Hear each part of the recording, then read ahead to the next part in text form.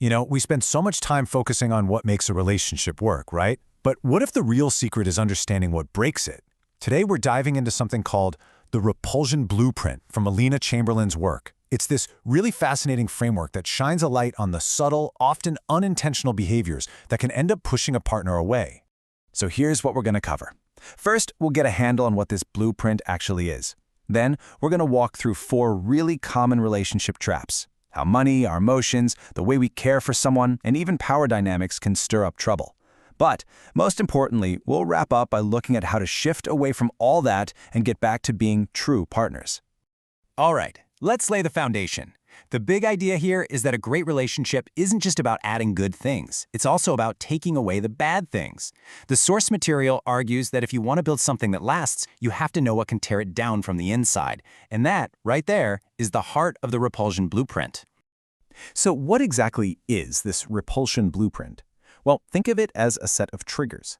The source actually calls them allergic reactions in masculine psychology, which is such a great way to put it.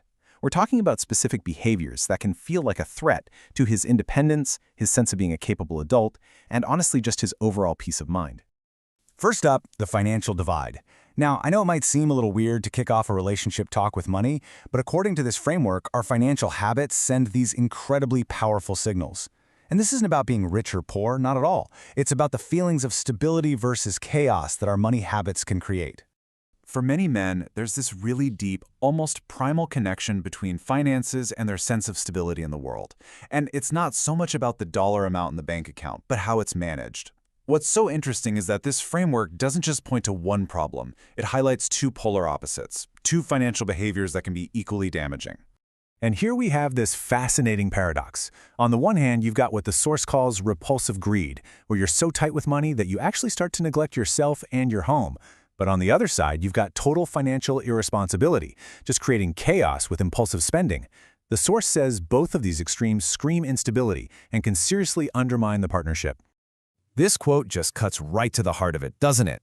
If a man is out there working his tail off, but he comes home and sees that his partner won't even invest in herself or in making their home a nice place to be, well, he can start to lose his motivation.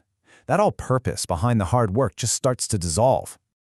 The source also talks about the slow, corrosive effect of what it calls bad habits. The idea here is that if your partner feels like your habits are just consistently unhealthy, he might stick around out of a sense of duty, but that romantic spark, that connection, it starts to fade. It can cause him to just emotionally check out, even if he's still physically there.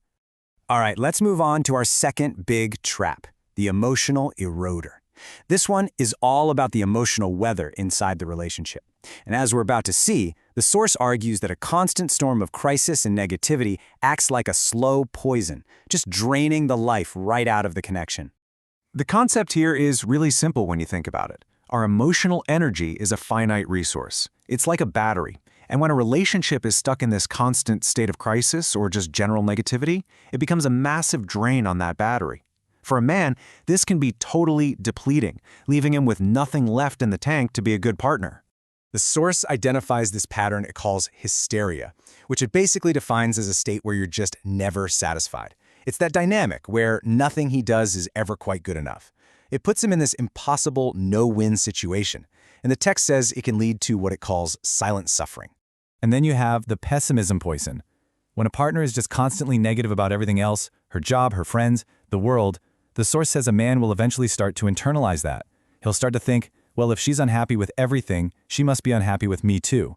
And that's when he starts to pull away, retreating to his work or hobbies to find a little bit of peace. Okay, our third section is a big one. The source calls it the most common romance killer out there, the maternal trap. And this is a dynamic that so many of us, often with the absolute best intentions, can fall right into without even realizing the damage it's doing. This slide shows the shift perfectly. A relationship starts between 2 equals, right? 2 partners. But the maternal trap is what happens when a woman slides, often unconsciously, into a mothering role. And according to this framework, that shift is a total attraction killer because it changes the dynamic from partners to parent and child. The source calls this the mother-hen syndrome, and it's not about genuine care, it's about overcaring. It's all these little things that basically treat him like he's incapable, things that say, I don't trust you to manage your own life. And even though it often comes from a place of love, it can feel so demeaning. And sometimes that over-caring can escalate into full-blown hyper-control. When a guy feels like his privacy is always being invaded, you checking his phone, monitoring his spending, the result isn't more honesty. It's the opposite. It can trigger this weird childhood rebellion where he'll start hiding things just to feel like he has some freedom.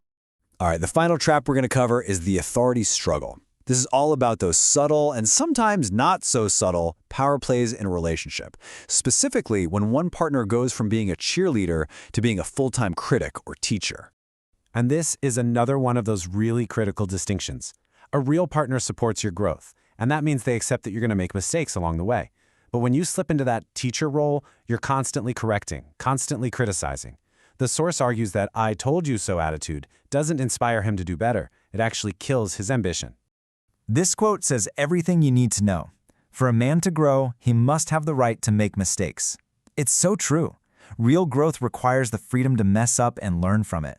If every single potential misstep is met with criticism, why would he even bother trying?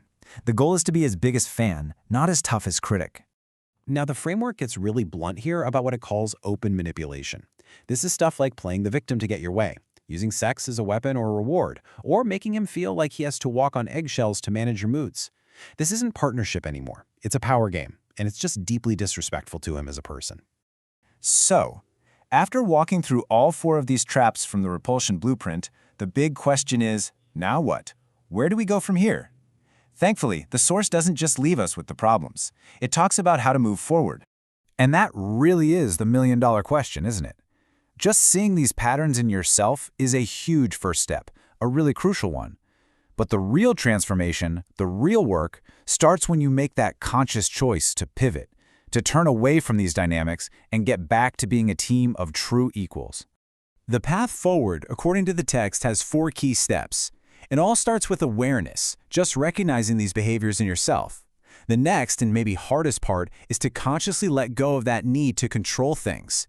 From there, you have to actively rebuild trust in him as a capable adult. And finally, you intentionally step back into your rightful role as his equal partner. Ultimately, the entire message here is about transformation. It's about letting go of being a critic and becoming a partner. It's about shifting from being a mother to being an equal. So the final thought I want to leave you with is this. When you look at your relationship, which role are you truly playing?